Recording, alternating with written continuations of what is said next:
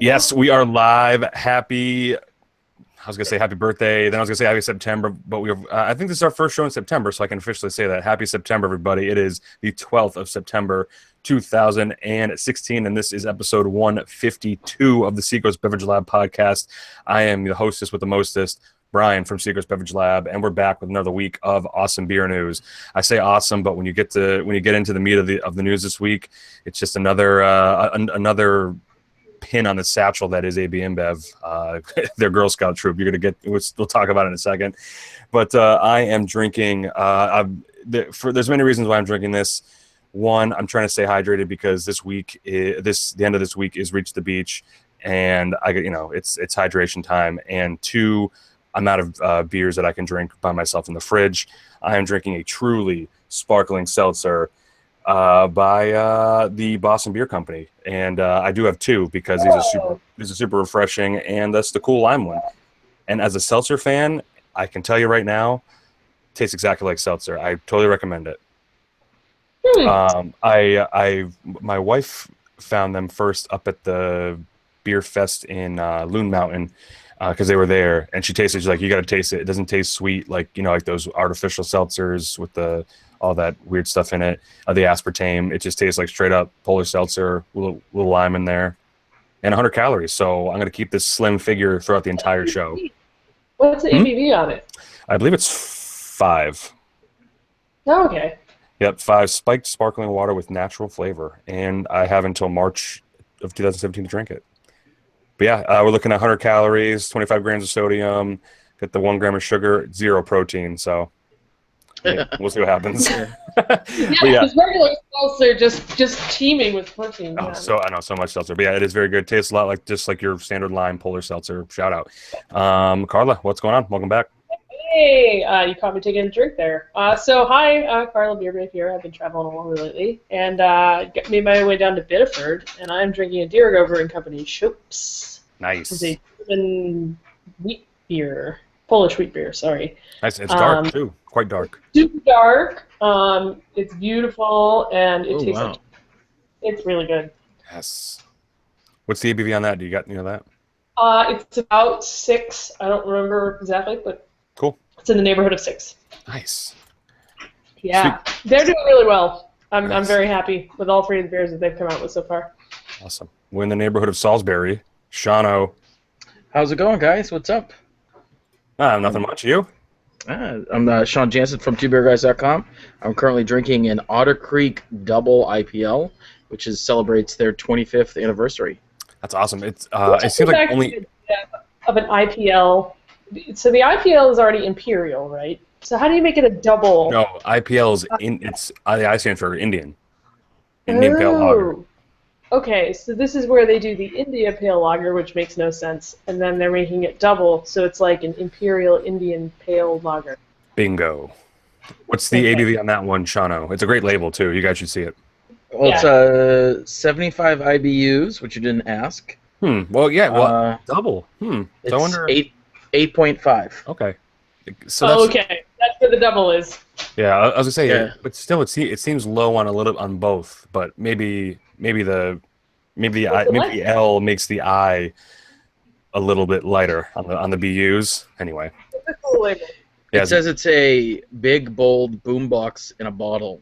This double IPL brings the beat and delivers a hip, shaking hoppiness that dances around the palate. Cool. Nice. I'm into it. And it seems like only yesterday they had their 20th anniversary beer. That's crazy. And that was a good beer too. I've had that at the Vermont Beer Fest, I think. Jeez. Time machine. But it tastes good, Sean. You like it? Yeah, I like it. It's very hoppy, very juicy. Sweet. Juicy. Listen, I mean, all the IPAs around here are damn near juicy. Some are even called them. Some are called somewhat juice. Juiced or anyway IPA. That's what I'm gonna call it. Just drink it. But I'll kick it off. I'll let you guys settle in and enjoy the beers you got as I enjoy my truly spiked sparkling seltzer that I bought, not given to me, because don't give it to me. I had the opportunity to visit. I wrote an article about it that's coming out next week, but the Seacoast since Memorial Day weekend has seen 4 breweries open up. their own locations, which Wow. is it's got to be the quickest it's happened in a while, if not ever. But in this area, that is. And so Memorial Day weekend was Liar's Bench, and I've talked about them before. Definitely check it out. It's in Portsmouth's West End, which is known as like Islington Street by Hannaford's, is what I call it. And across the tracks from that is Great Rhythm, and they opened up a couple weeks ago, maybe almost a month ago, which is right near there. And then 2 weeks ago, I got the opportunity. I mentioned it before on the show. I went over to Four Pines Brewery or Brewing Company in the old Blue Lobster spot, and as I wrote in my article, I was definitely surprised at how good and not bad the beer was. And I say that because when they put the press release out that they're going to have a brewery in the same spot as Blue Lobster, they said that it's going to be a brewery. We're going to open up at this time, but we don't have a brewery yet. So no one really knew who was brewing there or what was really going on. So I was just surprised that they had beer, and the beer was really good. They had an amber, a pale ale, and an IPA, I think, which, Cool. you know, a standard assortment of opening beers. And I really stuck to the amber. I can't say I've had an amber that wasn't super sweet, or that wasn't super sweet. And this one was not super sweet, which I really liked. They can get trends like I disagree, but the amber that I had was nice. Wasn't that like sugary sweet that a lot of ambers could be. But for those that have been to the Blue Lobster, when it was a brewery way back when, you'll recognize it just by the layout, but you won't recognize it by the decorations. Complete new paint job, new ceiling, like copper ceiling tiles, new bar, Okay. 2 TVs, just to kind of continue on with the community oven theme, because what they also did was they put a open doorway between the community oven and the brewery, so now you can kind of order food from over there, bring it over to the brewery and eat it. They do full pints. It's a full-fledged brew pub, which is awesome.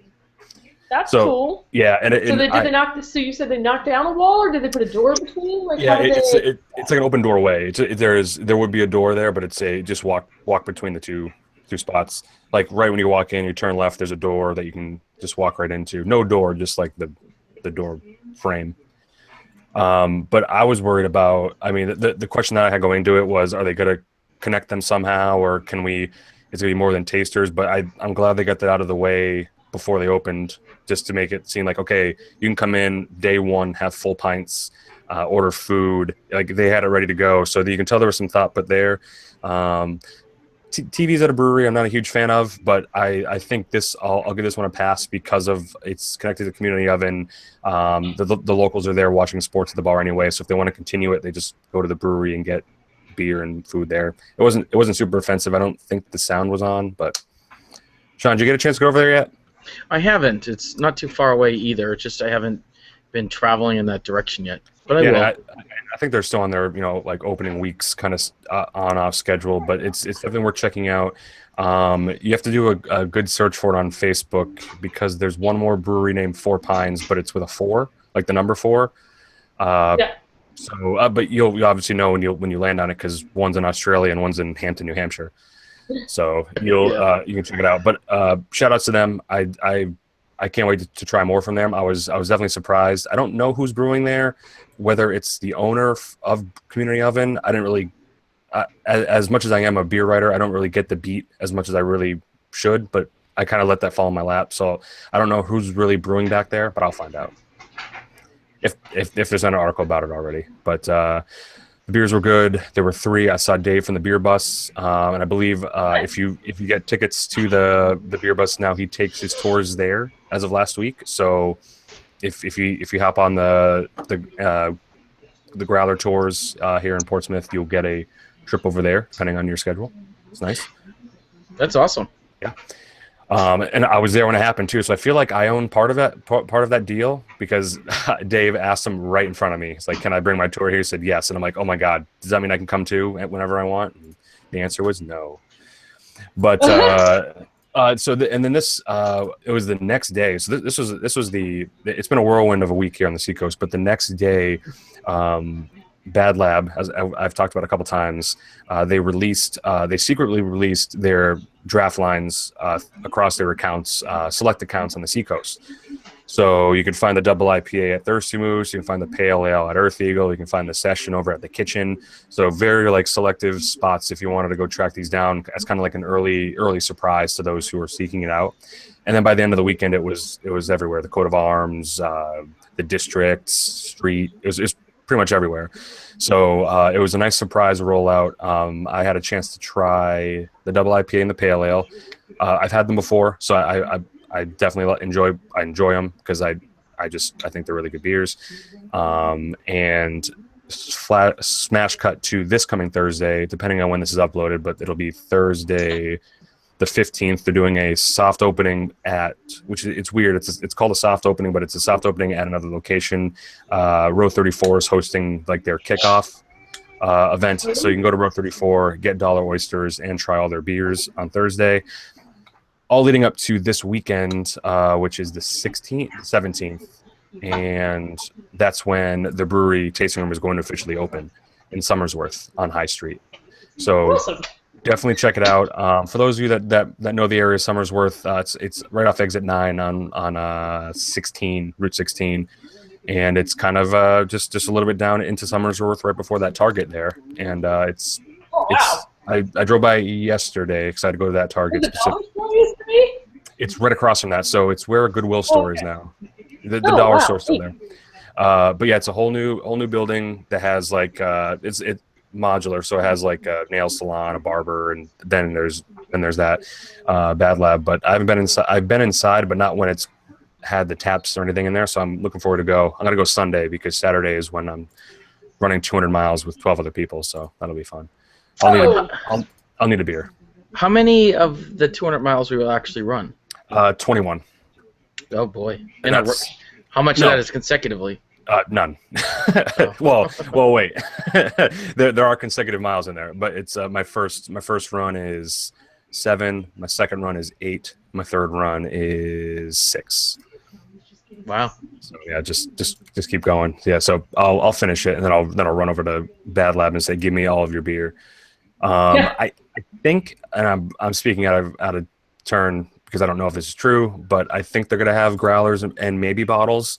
You'll definitely have to check it. I've seen them show off their bottles on Instagram, but it's definitely safe to say you'll be able to taste it at the brewery and then maybe try to find a pint very close in Dover, which they're all over Dover. They're going to be in Thirsty Moose, Weeksy's Pizza, a couple other good spots in Dover, which are some hot spots. I remember Ben Watts and I on Friday went to Weeksy's Pizza, and we were there before their delivery driver got there, and we were super pissed because we wanted that. We wanted Bad Lab. We wanted the first taste, but so I had to wait until the next day to go get it at Thirsty Moose, which is fine. I was more excited than the truck driver, I guess. But yeah, that's it. I just thought it's really cool. I know Carla has seen her fair share of breweries open up. This is kind of like a boom boom boom for the Seacoast. We had that towards the beginning of the summer. It slowed down a little bit. Now there's a couple that are opening probably maybe in the next 3 months. I don't know. Yeah. But we had that boom, and it's overwhelming because you're like, oh look, welcome our newest brewery, and then like you turn around and you're like, welcome our newest brewery. It's over here, yeah. Yeah, we had one that was like not the newest brewery for a week. Like it was just like it was a week. We had another one that was like 2 weeks. We had another one that was just like wow. Yeah, it's and I think luckily for all the ones I mentioned, that even these 4, it gives everyone kind of a chance to not go to downtown Portsmouth if they really can't. Luckily now the traffic is kind of dying down because school's back in session, tourist season's over, all that crap. But it's nice to have a chance to see other places in Portsmouth. I mean, Somersworth isn't like a Vegas strip of anything, but it's another option to go have go see a brewery. And obviously Hampton Beach, there's always stuff going on there. So you can go to Four Pines and you can go over to Sweaty Nose like within 5-minute drive. So it's nice to have something else to go to. So good for them. I would check them out and keep an eye on the tweets and the Instagrams for their opening, which is this weekend. And I don't know if they're gonna. Their whole thing is not disclosing who the brewer is. They just call him Chuck, and maybe he'll make an appearance at this thing. I don't know. Like the Stig, it's just like their story is like they found this brewer in the woods and they gave him all this beer equipment and he's like making these masterpieces. And I mean, trust if you see him. Funny. If you see him, you know who he is. If you follow that story. I love the guy. He's awesome. funny though, because it's like there's all this pressure all the time for like the brewer to be the celebrity spokesperson of every brewery that opens. You know what I mean? So that's kind of fun. It adds the mythology to everything, and then they can have some fun with that if they really wanted to. Totally, and I think they're definitely gonna let the beer speak for itself because of the way they're not hiding the brewer, but just kind of saying like, here's the beer. You'll meet Chuck along the way at places, and then you'll see Jeff driving the truck because Jeff, I mean, ex shipyard fame. If you've seen him, he's been everywhere. So there's just a lot of good faces behind this brewery, but the beer is first and foremost. That's all I have based on excitement. I didn't really do much. As you can see, I ran out of beer. What did I? Oh, I mean, Great Rhythm came out with a new beer. I went to try it. Bought a 4-pack called Sticky, and it's another IPA. It's a good one. I yelled at him for not making. He's not making cutaway anymore, at least not yet. And I told him I was 2 weeks ago on the podcast raving that it was the best beer on the Seacoast, and now no one believes me because it's not around anymore.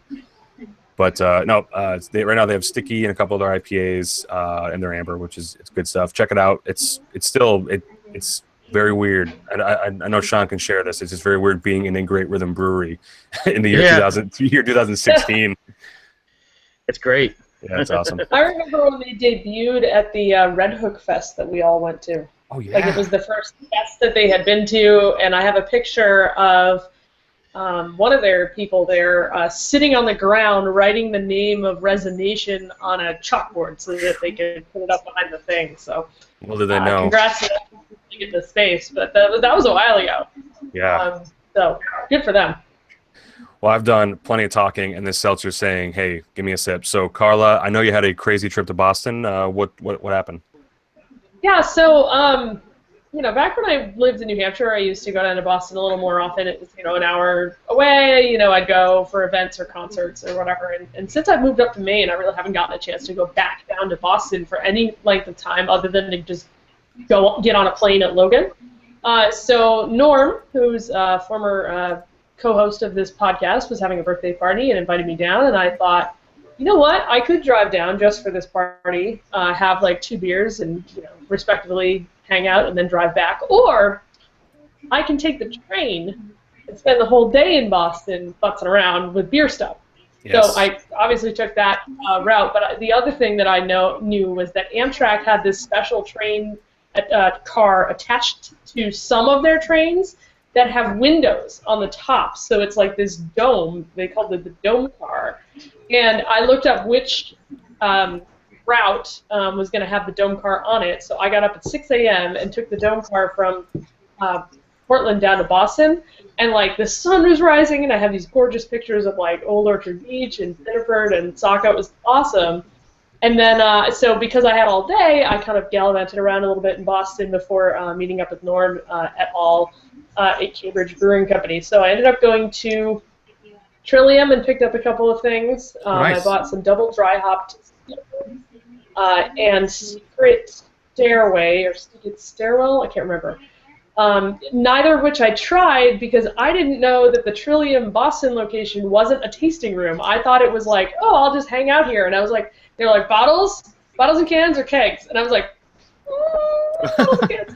So I went over. How big is it? How big is that place? I've never been. Oh, it's like a hallway. It's tiny. Like, really? Oh, it's man. tiny. There's no seating. It's basically just a bar. Wow. So they literally just split you into 2 lines. There's a door at one end, and you just go down to either the bottles and cans or the growler fill station. And I stood there like a dumbass being in everybody's way for longer than I should have. Oh, well, yeah. But so then I picked up some stuff. But then I met Zach, Raising the Barstool, met me over at Road 34, which was next door to this place. And at Road 34, because they're so used to this, when you come in and if you've got bottles and cans or growlers from Trillium, they'll put them in the back in the fridge for you while you have. Yes. Whoa. So that was awesome. That's cool. So I had a Trillium beer while I was there. I had the original scaled so that I could then go try the double dry hop version that I just bought. And we caught up. He's doing really well. He's he's running all over the place. He was going to Sam Adams was having an Oktoberfest party downtown near South Station, So he ran off to do that, but we did meet up again later at Norm's gathering. So I left there, and I went up to Somerville Brewing Company, not the American Fresh with the container vehicles, but the actual brewery.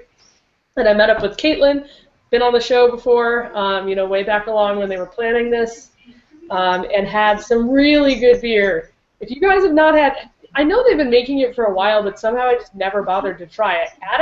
Attic and Eves. Have you guys had Attic and Eves? Maybe a taste. I'm not sure. It's a brown ale, but it's like the best brown ale I've ever had. Awesome. So I was totally in love with that beer, but it's one of the regular bomber bottles. You can find it anywhere you can find Slumber stuff. So go try that beer, because it was awesome. I'm looking it up right now. A flight of a whole bunch of different stuff, but that was probably just hands down my favorite. They had a coconut beer. They had a goza with hibiscus flowers. They had all their flagships on and a bunch of other experimental stuff. Carla, do you guys get Slumber in Maine? Yes, we do. Okay. Yes, we do. We probably don't get everything, but we do get, I can get Happy Soul up here. Attic and Eves I saw today at the store. Is that a can? No, it's a big bomber bottle for that. Okay. They do have smaller packaging, but that comes in a larger bottle. All right. Large format bottle. But it was awesome, and I got a little tour of their facility. That was really fun. Then I went over to Cambridge Brewing Company, had a couple of their beers as well, and then got back on the train and fell asleep, and then woke up in Portland, and I was like, all right, that was awesome. So I honestly, taking the train down, easy as pie. You just get on. They do all the driving for you. The scenery is really pretty. I would totally do that again. I saw your picture on Instagram. You're like, oh, there's Diego. I know. You can. Yeah, so Diego, when you're in the tasting room, you can see the train tracks, and occasionally the Amtrak train would go over. But I was just looking out the window, and I happened to be on that side, and I was like, wait a minute, I'm going to go over this place with the cool. You're against the dome, like. Yeah. Well, it was 7 in the morning, so I'm not sure there was anybody there at that time. Yeah, right. Well, maybe Tom turning over a batch or something, but I did send them the pictures, and they thought that was cool. Cool. But no, I would hands down totally do that trip again. And the train does go all the way up to Brunswick. Just the schedule that I wanted didn't go all the way up to Brunswick. Because if I had done it right, I would have gone from Brunswick home and then never have had to drive my car anywhere. Yep. I would have just walked over or gotten dropped off at the train station and just spent the whole day in Boston and come back up. How long did it take? Did it make any stops along the way? It does. It has stops along the way, but they don't take long. So it stops at Old Orchard Beach, Saco, Durham, Haverhill? Dover. It does stop in Dover, Durham. Haverhill, Mass? Exeter? Haverhill, yes, Haverhill's later. So it was Wells. Wells was referred before you cross into New Hampshire. But then, yes, Haverhill, Mass. Then there's one after that, and then there's Boston North Station. Cool. And it was just was easy. That's a cool dome. I saw the picture. I'm like, man, that looks like almost like a futuristic kind of train. But just to have some more scenery, and it was a nice day out. So it was built in 1955. It is the only dome car like that still in existence in the U.S. And it's only on loan to the Downeaster for another few days. Wow. So I caught it while I could, and it was kind of a once in a lifetime kind of opportunity. So I was really. So do you now have a second Twitter handle? No, I wish I did. The Train Babe? Train Babe. Oh, I'm afraid to Google that. There's a lot of. I now have a show title. There's a lot of men of a age who are into trains. Let me just, yeah. I had another show title in mind, but that's fine. Train Babe's cool. I wasn't even going in that direction, but that is funny. Oh yeah, I probably. You know what? That it reminds me, Brian. Every day you have a train break. I was probably your train break. For sure. Yes. On Saturday, I went through. I blame you that time. I was like, where the hell is she? It was all me. No, but honestly, it was very, very cool. And if you live in that corridor or anywhere near it at all, please do the reverse and come up and see me in Portland. Awesome. And how's our old buddy Norm? I mean, older. Norm was doing great. Yeah, we had Brandon Carter was there. Bunch of folks just all over the place. In beer were there. Will from Cambridge Brewing Company showed up towards the end of it. We were all just talking beer. Lee Lord was there, having a good time. And when it came time to divide up the money at the end, it actually all added up correctly, which has never happened to me with a large group of people ever in my life. But it was but it was awesome. 1,000 ways. So cheers to Norm, happy birthday to you, and thanks for the opportunity to go down to Boston, and I'm definitely going to be doing that again. Sweet. Yeah. That's Shano. I know you did some. Uber at tea and walking and everything, like, it was easy. That's great. Yeah, I mean, and actually one more thing before we get to Shano.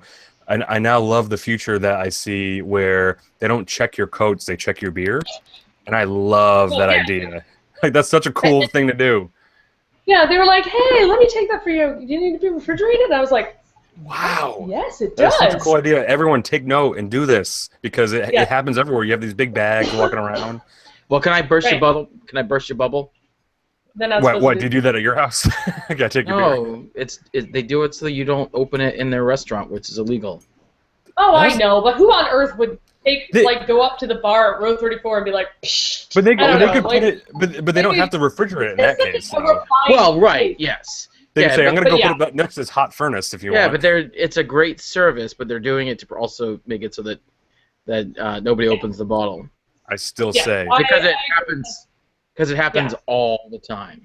I would imagine, yeah. I've seen that. My bubble's not burst. My bubble's not burst. Keep this in mind, people. Yeah. Although, to be honest, it was just great, even if I didn't have beer in it. Just because I was walking around for the day, I did have a backpack, so even if it wasn't full of beer, just the fact that they would take my bag, no charge, give me a little ticket number. Hey, you should have got like a sandwich, and had them refrigerate it for you. For the way home. That would have been fun, except I knew I was going to be walking around the rest of the day, so I didn't know how long it would be until, I got all this yogurt in my backpack. I don't know what to do with it. No, it was really I had a great trip, and I do want to do it again. She walks in with a big wheel of cheese. We're going to start this. Can you keep this cool for a while for me, please? That's awesome. Well, good. Yeah, and that's awesome. And this wasn't your first ride on the Amtrak for beer's sake. So that's awesome. No, I did. I think it was last summer or 2 summers ago. I went from Portland to Freeport for the day, just for the sake of it. And it's just, but they're because they're adding this turnaround thing up in Brunswick, so they're going to have more runs that go from Brunswick back and forth and north of Portland. Soon, I think it's by the fall they're supposed to open that up. So nice. If y'all want to come all the way up to Brunswick and see me, there are more options for that too. But awesome. Shano, I know you did some beer things maybe this weekend, or what have you been up to the past couple weeks? Thank you for that asking, Brian. Oh man, you're so nice tonight. I don't know what this is. It's like the fatherly aspect of you is coming out. I don't like it. It's too nice.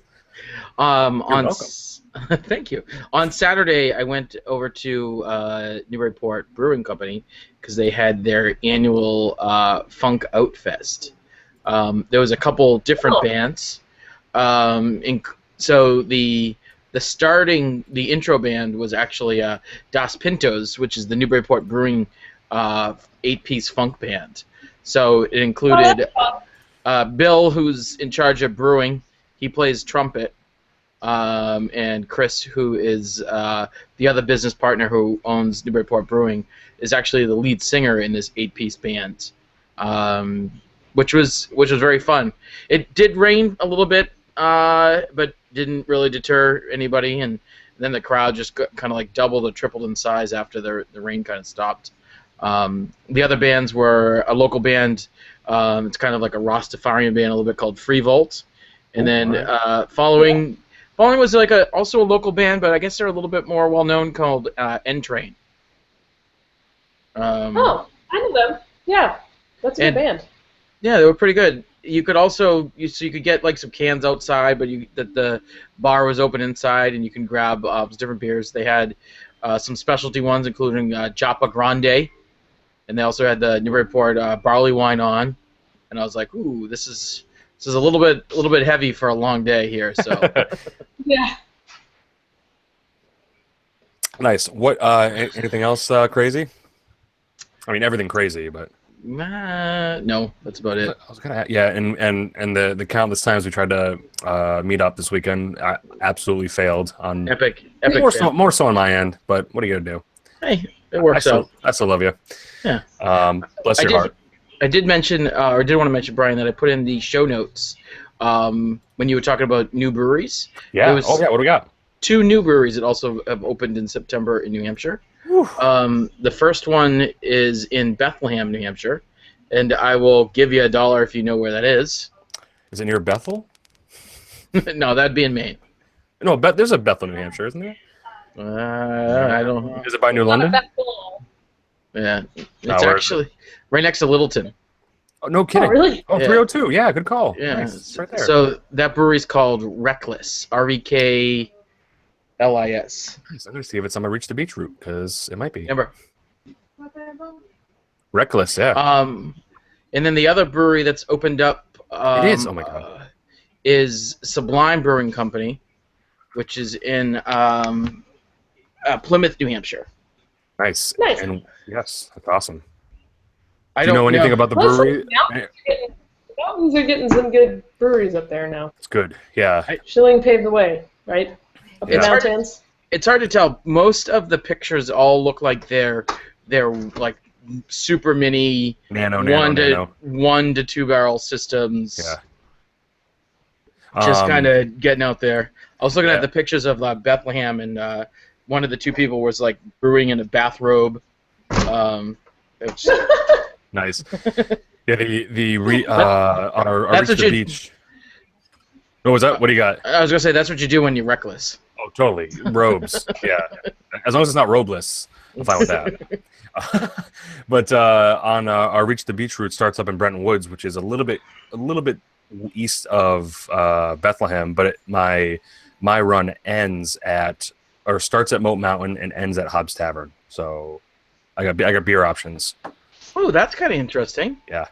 I mean, it's not like specifically there, but it's in the vicinity, and I make sure that I know where those places are when I'm done running.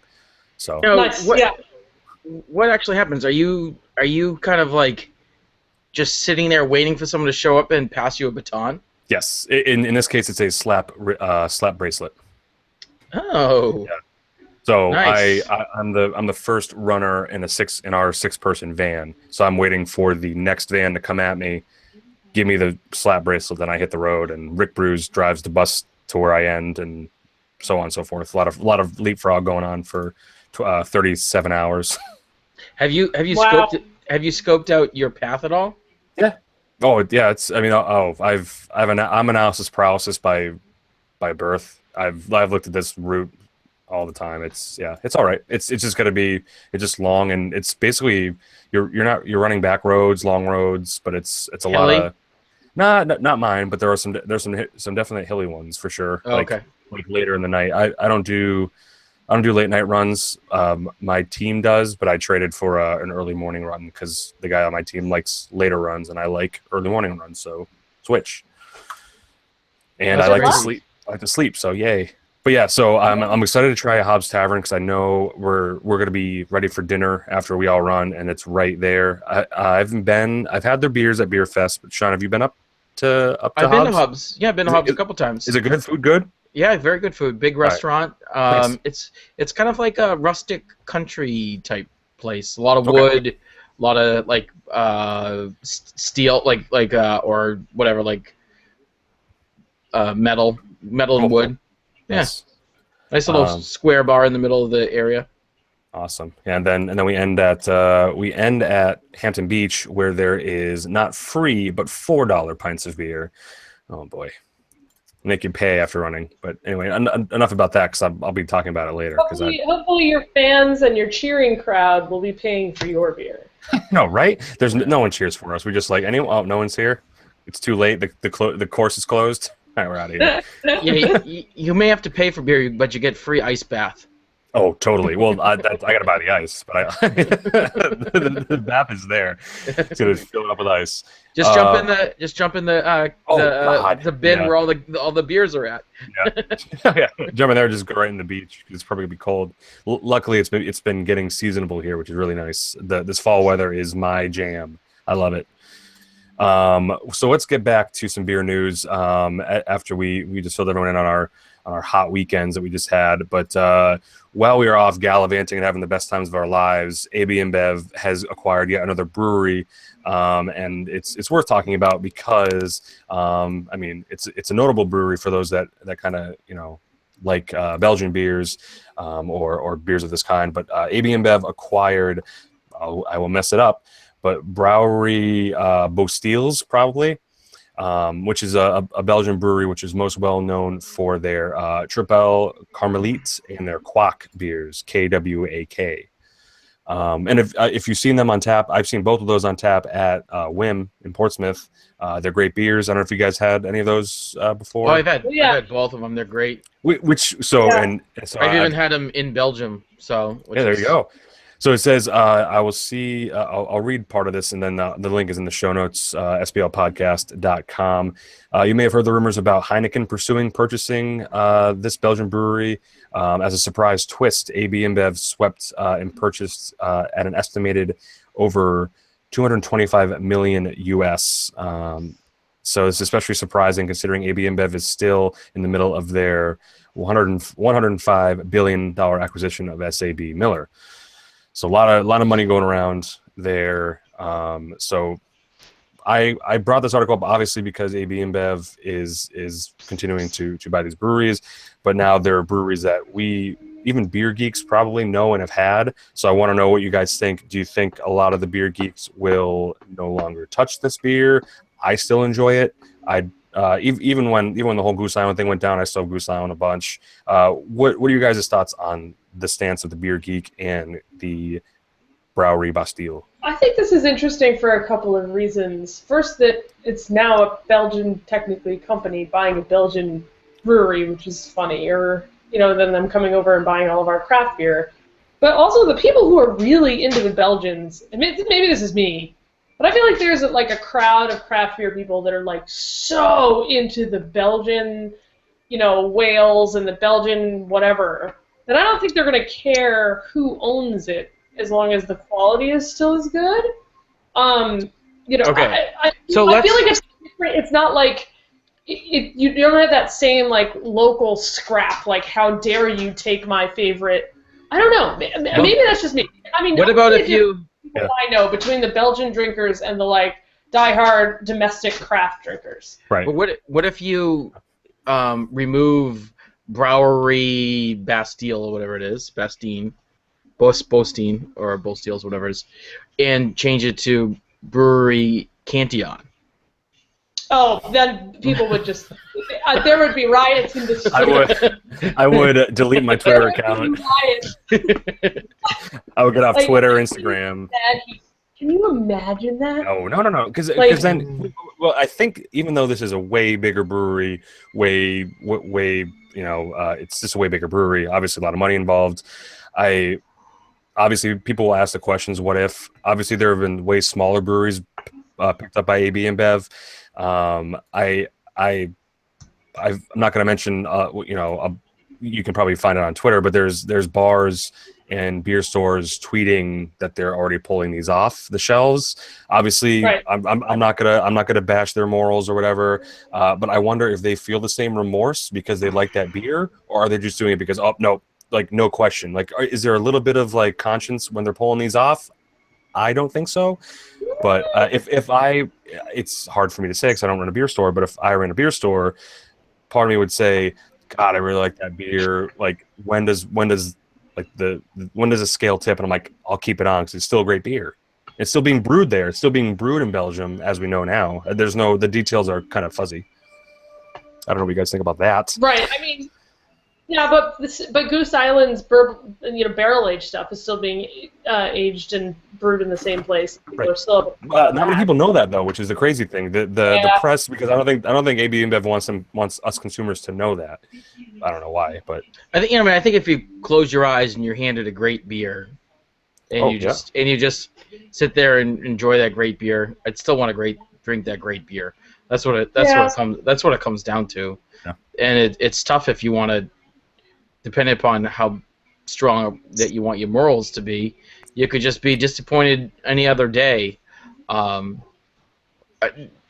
whether or not somebody not sells out. Not every business is going to be able to continue. Right. I guess if there was an option of hey, we're going to close our doors and never brew again, or this other brewery we're going to sell to and they're going to be making it on our behalf, which one do you choose?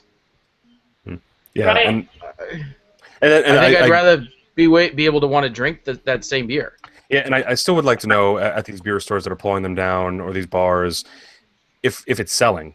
I mean, because Quack and the triple is a big. It's a nice beer. I don't know how it sells though, and if it's a big seller, does that come into question too? Like, obviously in a state like Maine, there's a lot of breweries to choose from. In bars like New Hampshire, there might not be as many beers to pick from once you start taking these big hitters off the tap list. So Right. there's a lot that obviously it goes into question for a lot of different places. But keep an eye on that. Is this the first Belgian company that AB InBev has bought? As of I guess yeah, I think so. Oddly enough, it does say in this article, it's actually a short article because there's not much details yet. It does say Duvel was looking to buy that. Now that would have been interesting because it would have been them, Boulevard, under the Duvel rug. And Cooperstown. But again, are they with Ommegang. again? Yeah, Ommegang. Yeah. Duval Morgat. Yes. Yes, that's what it is. But yeah, and I think that might be the first Belgian, right? Yeah, you're right, Carla. Yeah, but they do have. I mean, if you go back further, AB InBev was Hugard and Leffe and. Oh, yeah, that's right. And so, but it's the first and Stellar. Right? Yeah, maybe like first, like because I wonder how old Bastiles is. It's got to be. No, Stella happened a while ago. No, I'm saying yeah. No, Bastiles. How their brewery is founded in 1791, so it could very well be their oldest. I wonder. So, I wonder what the intrigue is around it. Did they have like such a presence in Belgium where this then is like, oh, it's going to give them a bigger presence in the Belgium market, and that they can for this brewery, or some of the ones that they purchased out in Arizona were based on the fact, or even in Oregon, were based on the fact that they had brew pubs. So if you look at the 10-barrel Riesling, or the what was the one in Arizona? Something Pines. Oh yeah. Oh yes. Yep. I know what you're talking about. And so, like, those were a business decision that was logically based on, well, they would be a great partner because we can sell direct through brew pubs. So I wonder what the angle on the Carmelite or the specific Belgian brewery, what was the allure? Not the fact that they are top-notch beers. Right. So right. I mean, that's just one thing. It's well distributed. It's pretty readily available. So if they were going to go after any of the more popular Belgian beers, it's not the really rare guys. It's very good beer, but it's fairly easy is too much. It's an exaggeration, but it's if you can buy Belgian beer in a place, you can buy those beers. Yeah. So maybe it's just because they're established, or not. Or have enough production to be a national brand instead of, or nationally distributed or widely distributed instead of some of these smaller ones that really can't do that, or can't do that on a regular stream of income. And if you can't think of what Quack tastes like, you know what the glass looks like. Oh sure, yep. Yeah, I don't know, yeah, and me trying to say Carmelite in Novare or Whim, like I'll just have the triple, the one that's like right there next to that tap handle. Exactly. But I'll play devil's advocate because this question popped in my head and I almost slapped myself live on air. But at what point will we or can we accept AB InBev as not just Budweiser and more of like as more than just Budweiser? When can we accept them as just an owner of breweries? Well, I think we'll start to do that as soon as they start to neglect their Budweiser stuff. Sure. We'll see what happens with that. And so to the uneducated, and I ask this because maybe to the uneducated, they're like, oh no, they're going to turn Bastiles into a Bud plant, and that's not. That can't be what happens. It'll never happen that way. Right. So, no. But what does this purchase mean for Budweiser? Nothing, probably, but it just means a lot to the company of AB InBev. Mainly, it could be just distribution, as Sean was saying, but I just wonder when people will stop equating just the name AB InBev as like, oh God, Budweiser, because it's. But you're right, Carla. Until like bigger things happen, and yeah. Well, so I think Ryan, kind of what inspired me for what you just said though, is that is that why do not people like hate Procter and Gamble? Right. And they own everything. for example, like We do. We hate them. Like Procter and Gamble is Bounty, the quicker picker upper. Yep. Is anyone upset that the quicker picker upper is actually owned and controlled by Procter and Gamble, who is a large conglomerate of consumer goods? And at the same point, I mean, just because all I did was go to I knew they had a bunch of products. Yes. I didn't know everything, so I just went to their front page, right? So Procter and Gamble, Dawn, Tide. I use Tide Pods all the time. Now we Charmin. know where that's. CoverGirl, Ivory, like Old Spice. Everything is owned by them. Everything. Mr. Exactly. Clean. All right. Listen, I'm going to turn this into a Procter and Gamble bout, but good point taken. Point taken. You can use a dog food, for goodness sake. I'm agreeing with what you're saying, Right. and more under the fact that That's a at great what call. point do they become a producer and a manufacturer in a company rather than just the AB evil giant? Yeah. And I think it actually goes through the same thing with when you look at the Heineken, the Constellation. So Constellation owns Ballast Point, and Heineken owns Lagunitas, and San Miguel owns Founders, and then you have what they will call the remnants of Miller Coors in the U.S. with their whole 10th and Blake portfolio. I mean, at what point does that? It's no different there. I mean, the only thing that we'll see a change of in the beer is the label, not the full face label, but like brewed by or distributed by Anheuser-Busch. Can you change the name of Quack to be Belgium for the summer? Well then, the more you know. Ding. It'll be written in Flemish, so we won't know what it means. Right, Belgique. Yeah. You'll never know. Yeah, so I that's just what I'm thinking about, and I don't think this got much. I don't really look at Twitter much anymore. Not anymore, but like when stuff like this breaks out, I'm usually away from Twitter for some reason. I have no idea why. So I don't know how people were talking about it. But it won't affect me, and even if we didn't know, but we'd be a crappy podcast if we didn't have this news for you. But if I didn't know that this happened and I ordered it, and someone said something, I'd be like, well, I ordered this beer. It's still good to me. Exactly.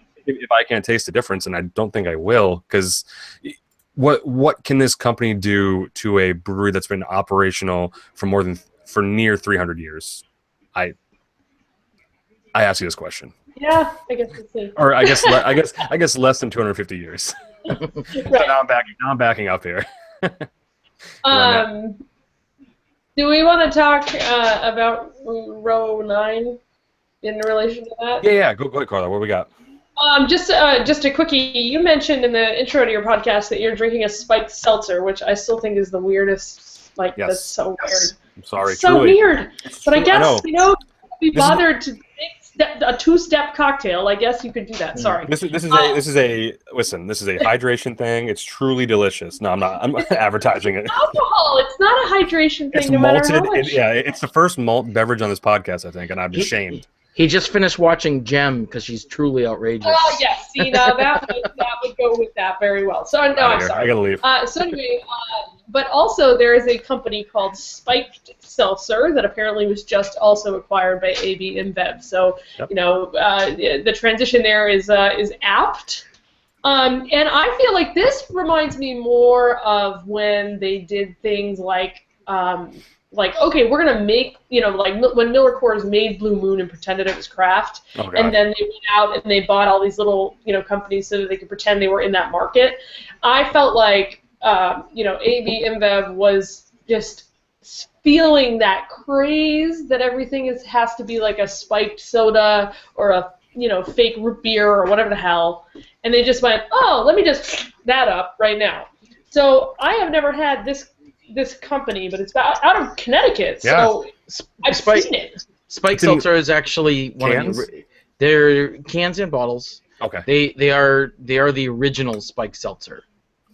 So, wait, what No, no, is no, that? no. Is that Sean talking, or is that the No, distributor no, talking? no, no. They were one of the originals. They were Of, 2013, so before all this baloney happened. right. Yeah, I don't And know when so, this. Yeah. so Spike Seltzer is the 2016 Not Your Father's Root Beer. So Yes. what was big last summer? Spike Seltzer is that fastest moving summer beverage. I'm fine with this train though. I don't mind riding this domed vessel because the it's not as sweet as the root beers and the sodas of the world. Yeah, and that's why I think at one point, I don't know how many episodes ago, we talked about Wachusett got into the game at one point. Oh yeah, what was it called though? Something weird? Yeah, it was. Oh God, it was something provocative. I think something about it makes me think it was not okay. Sean's on it. Yeah, But yeah, Carla, that's interesting because I wonder. Yeah, it was called. Wait. It was called Naughty Seltzer. Yeah, Naughty Seltzer. I knew it was something. Yeah, yeah, I knew it was something NAUTI. terrible. Okay, but it meant And it that was was like March. what's that? That was just the spring. Yes. Gosh, yeah, here we go. Yeah, and like I said, truly, Raspberry, grapefruit and lemon lime. grapefruit's probably pretty good. But yeah, no, it was weird because, like I said, I had this one truly at a festival, but we didn't know until we went. My wife's like, we had to go to Hannaford's and get it, and we looked, and it was Boston Beer Company because we had no idea who makes these or who acquires what. So it was interesting to see that. But yeah, And you know what? You know what really that means? What do you mean? That at the festival you just got twisted teed. Oh God, no! God, hand me a stupid Polaroid again, Twisted Tea, I'll tell you. I don't want to take a picture for your damn cardboard box. Oh man, but yeah, that's cool. I mean, it is neat that they're out of Connecticut. But yeah, AB InBev throwing some money around. Did it say how much though? I clicked off of it when I looked at Procter & But Gamble. yeah, it's a whole buyout. It says so. No, it just says a whole 100% buyout of the company. I wonder if our buddy Nick likes the Truly, if he's got into the seltzer craze. Nick, Oh, we should ask him. wait, who? Sean? Yeah. Oh, Rook, of course. Yeah. If we have a side chat, of course. But no, again, I don't mind it. I'm not promoting it. As I said, less options in the fridge this evening, and this has been in my fridge since July, and I need to make more space for. You do look a little refreshed and rehydrated. It is nice. Right, you don't look sweaty. I have a glow going on, and it's really nice out. Yeah. I feel like we had a good show, so my attitude's like right up here, and then not to mention this Truly, but again, it seems like I'm advertising it, which is not the case. It's just maybe it'll inspire you to do like a 30-minute yoga session after the podcast. Oh boy, no comment, but yes, no. It's Truly the one beer for your podcast. No, it's not what that is. But yes, that's good for them. Who owns Mike's Hard? Now that we're going down this rabbit hole real quick. No. I'll tell you that in a minute. Yeah, I'm looking it up real quick because it's just making me. Googling. It's Canadian owned, so. It was up for sale a while ago. It is Canada. Yeah, the Mark Anthony Group. Mark Anthony Group? Of JLo fame? Jennifer Lopez No, it's a J-Lo. Yeah. Are you telling me JLo owns Mike's Hard? Is it No. Mike's Hard from the Block? Is No. that something? All right. Oh God, no! Stop. Okay, never mind. Yeah, so the show that you can read the article on that. There might not be much more back and forth on Spike Seltzer news, but keep an eye on the Quack and the triple news from AB InBev because bars might be pulling it off, stores might be pulling it off, but keep an eye out. It's a great beer. Nothing is finalized as far as what's happening. So when that news comes, you will be the first to know on the Seacoast Beverage Lab podcast. Oh, they're the same people that own Rolsch and Peroni and Pilsner Urquell. Mike's Hard? Is that possible? Wow, weird. Yeah, that seems weird. Yes, it is. That's and like and Stoli Vodka. Yeah. Same people. Throw them in there. That's weird. So for other show notes and honorable mentions, you can go on the show notes page. But we do have a link out there for Dogfish, who is redoing some of the packaging. Interesting to look at.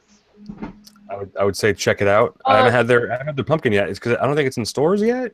Their pumpkin beer. The pumpkin is now in stores. That's the only beer I'd say that. I'd only say that for that beer. It's a good one. Very good. Yes. I will say their labels, for whatever reason, whatever adhesive they use on their labels, when your beer kind of sweats, it's easy to pull off. You know how certain for these new ones you're saying? No, just in general. Okay. Dogfish heads always do that. So Mike and I got in the habit of actually peeling off all the individual different Dogfish head labels. So when we saw that there was going to be a whole new one, we were like, yay! So now we get to have the redesign also. Right. So that'll be kind of fun. Not that I needed random other crap to collect, but it was kind of fun too. Yeah. It's very satisfying to pull it off. It's just that right type of lubricant. It gives you something to do as you're drinking. Carla, I mean, we got to get you off this show now.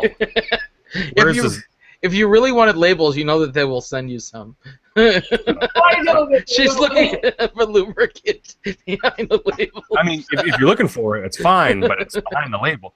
But I'll pull you out of this. The one brewery that I know that has or had the worst or had the most adhesive on their labels, Sean, we know. Local brewery, Smutty Nose. Oh yeah, they were notorious for having the home brewer. When I interviewed Dave Yarrington at the time for the book, he mentioned that their bottles were the worst for home brewers because they would always complain they couldn't get the labels off. Even with the stuff, they're like, what the hell? We can't get these damn labels off to put our beer in them. They have the strongest lubricant in their strongest labels. Lubricant. Well, if it's strong, isn't it? It's the most firm. I already have the show title. We're sticking with it. Also, you can check it out. We have some Stone info. Stone Brewmaster to open a brew pub in Atlanta. That's not Mitch Steele, is it? It is. Wow, look at that. Good stuff. Mitch Steele, friend of Smutty Nose. So yeah, maybe there'll be some East Coast love going back and forth here. That'd be nice. I'm kind of excited because I have relatives in Atlanta, and it would be really nice to just kind of go down there and have some new beer. Expected to be operational in 2017. Wow, that's not everything's supposed to be operational in 2017. Right, yeah. Coming soon, next year. Exactly. Okay. Coming soon next year, forever. Yes, free beer next year. Okay. Yes, but they're going to have a rooftop bar and a beer garden, and this is not just going to be your typical back in the garage operation here. It sounds like it's going to be a brew pub with some food and pretty much a lot of cool places to hang out. So that may be fun. That's awesome. Yeah, I'm down. Atlanta has a beer scene. It exists. It's not awesome. Didn't Terrapin just sell to AB? No, they're actually owned by 10th and Blake, which is Miller Coors. They were owned. And they're in Maryland, right? Or are they Georgia? Georgia. Okay. They were beforehand. There was a percentage owned, maybe 20%. Okay. And most recently, it was bought. The complete brewery was bought out. Sweet. Well, not sweet, but yeah, the beers are good. So that's pretty much gonna be the show. Like I said, this weekend I'll be running, so you can follow my Twitter to see where I'm at. We'll be running from the top of Bretton Woods ski area all the way down to Hampton Beach, New Hampshire, for no reason, and we're actually paying to do this, so it's all. None of this adds up because there's money involved that I'm not getting. I'm paying to do this. But yeah, you can follow me on Twitter on that. And Carla, anything going on this weekend? Let me look at my calendar really quick. There is something going on this weekend. As you look, Sean, what do you know? The Belgian Beer Fest is in Portland, Maine. Oh, nice. Yeah, it's going up there. Hosted by Beer Advocate. Right. I remember it was at the Cyclorama. Are you going to go? Unfortunately, I can't. It's not the Cyclorama. But it's used to be a Cyclorama. Now it's yes. So it's not sold out. They've been trying really hard to get people to buy tickets to this. Well, you know what happened is they sold out and then Quack sold out.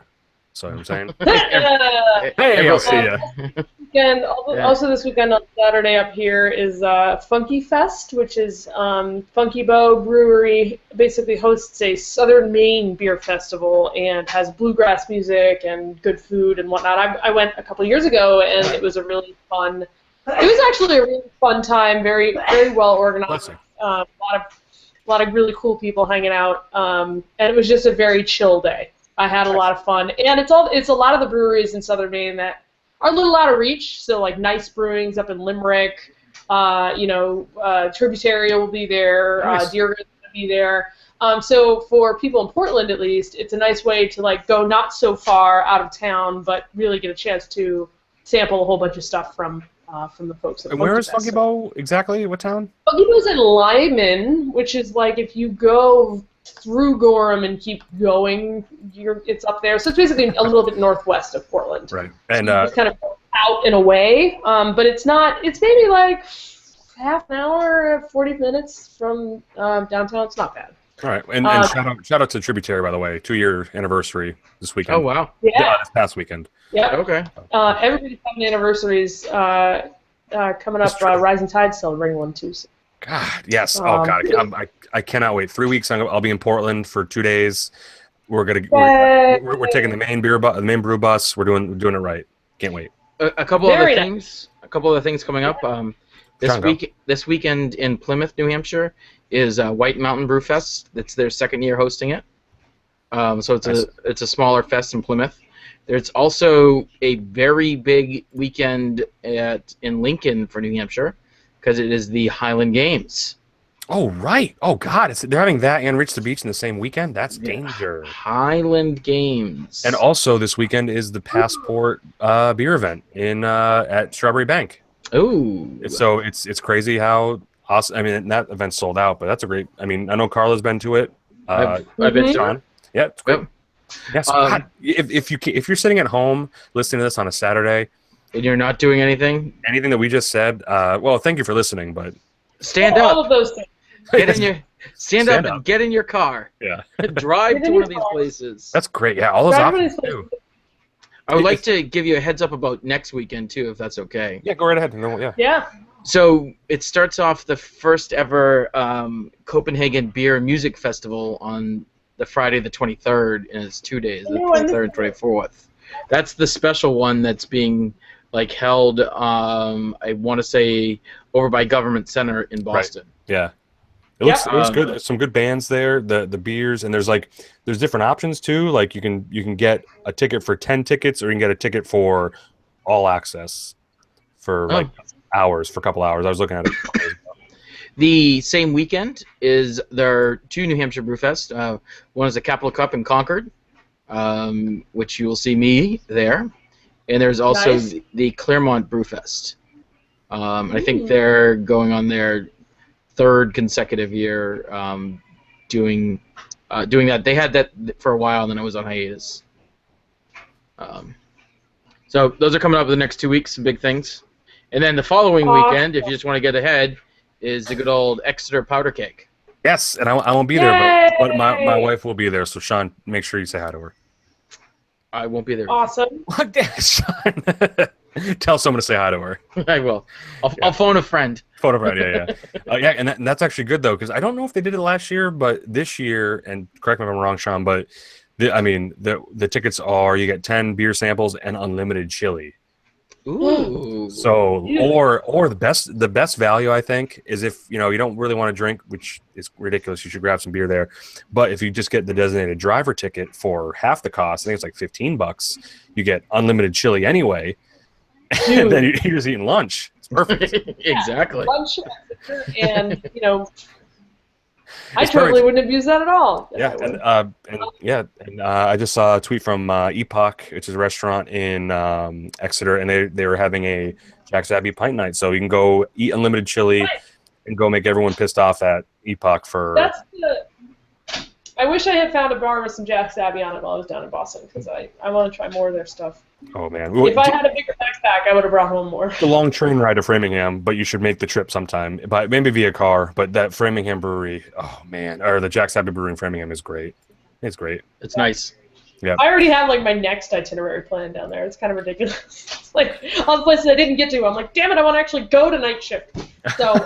Oh yeah, and their annex opened this past weekend. They're part of the $3 million expansion.